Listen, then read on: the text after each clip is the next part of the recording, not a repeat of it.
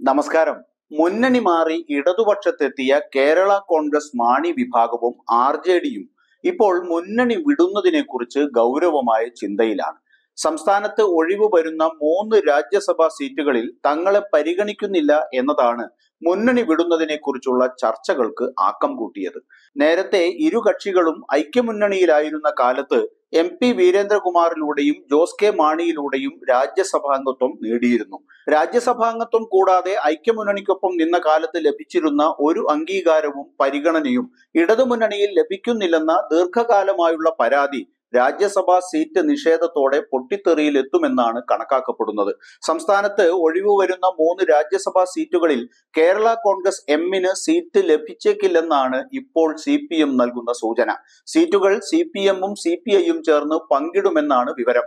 CPM-ഉം CPI-യും കേരള കോൺഗ്രസ് എമ്മും RJDയും സീറ്റിനായി അവകാശവാദം ഉന്നയിച്ചിട്ടുണ്ട്. ഇടതുമുന്നണിക്ക് 2 സീറ്റ് മാത്രമാണ് ഉള്ളത്. UDF-ലെ സീറ്റ് ലീഗ് സ്ഥാനാർത്ഥിക്കാകും നൽകുക.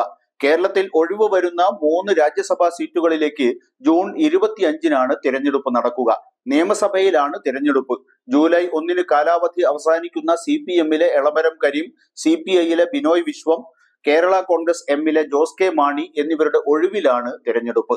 നിലവിൽ രാജ്യസഭാ കാലാവധി പൂർത്തിയാക്കുന്ന 3 അംഗങ്ങളും LDF പ്രതിനിധികളാണെങ്കിലും തെരഞ്ഞെടുപ്പിൽ ഇപ്പോഴത്തെ അംഗസംഖ്യ അനുസരിച്ച് LDF-ന് 2-ഉം UDF-ന് 1-ഉം അംഗങ്ങളെയാണ് വിജയിപ്പിക്കാനാവുക. MLA-മാർ വോട്ടർമാരാകുന്ന തെരഞ്ഞെടുപ്പിൽ നിയമസഭാ മന്ദിരത്തിലാണ് വോട്ടെടുപ്പ് നടക്കുക. കേരള കോൺഗ്രസ് എമ്മിനെ അനുനയിപ്പിക്കാനുള്ള ഫോർമുല CPM തയ്യാറാക്കുന്നുണ്ടെന്നാണ് സൂചനയെങ്കിലും അതിന് അവർ വഴങ്ങാനിടയില്ല. RJDയും സീറ്റ് ആവശ്യമായി രംഗത്ത് വന്നിട്ടുള്ളത് മുന്നണി നേതൃത്വത്തിന് തലവേദനയാണ്. CPI-ക്ക് സീറ്റ് നൽകി കേരള കോൺഗ്രസ് എമ്മിനെ മറ്റെന്തെങ്കിലും പദവി നൽകി അനുനയിപ്പിക്കാം എന്നാണ് CPM നേതൃത്വം ആലോചിക്കുന്നത്. മുന്നണിയുടെ ഭാഗമായി വന്നപ്പോൾ ഉണ്ടായിരുന്ന രാജ്യസഭാ സീറ്റ് വിട്ടു നൽകാൻ കേരള കോൺഗ്രസ് തയ്യാറാവില്ല എന്നു തന്നെയാണ് നേതൃത്വം നൽകുന്ന സൂചന.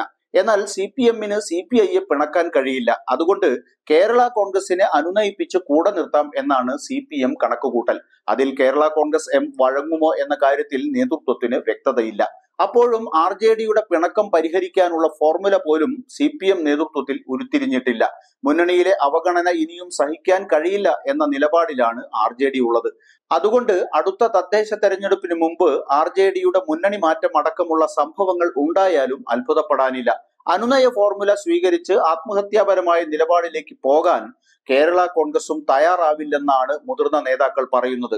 ചുരുക്കി പറഞ്ഞാൽ രാജ്യസഭാ തെരഞ്ഞെടുപ്പോടെ CPM-ന് MP സ്ഥാനം നിലനിർത്താനാവുമെങ്കിലും ഒരു വെടിക്ക് 2 പക്ഷി എന്ന നിലയിലാണ് സ്വന്തം മുന്നണിക്ക് നഷ്ടം സംഭവിക്കാൻ പോകുന്നത്. 2 കക്ഷികളും മുന്നണി വിട്ടാലും സംസ്ഥാന ഭരണത്തിന് ഭീഷണിയില്ലാത്തതുകൊണ്ട് ഘടകകക്ഷികളുടെ പ്രതിഷേധം അവഗണിക്കുകയാണ് CPM. ഇതുകൂടിയാണ് മുന്നണി മാറ്റത്തിന് കേരള കോൺഗ്രസ് എമ്മിനെയും RJDയെയും നിർബന്ധിതരാക്കുന്ന ഘടകം. ഭരണവിരുദ്ധ വികാരം കൊണ്ട് പൊറുതിമുട്ടുന്ന ഇടതുമുന്നണിക്ക് 2 പ്രധാന ഘടകകക്ഷികൾ കൂടി ഇല്ലാതാവുന്നത് ഗുരുതര പ്രതിസന്ധി തീർക്കും. ഇത് CPM എങ്ങനെ മറികടക്കുമെന്ന് കാത്തിരുന്ന് കാണാം.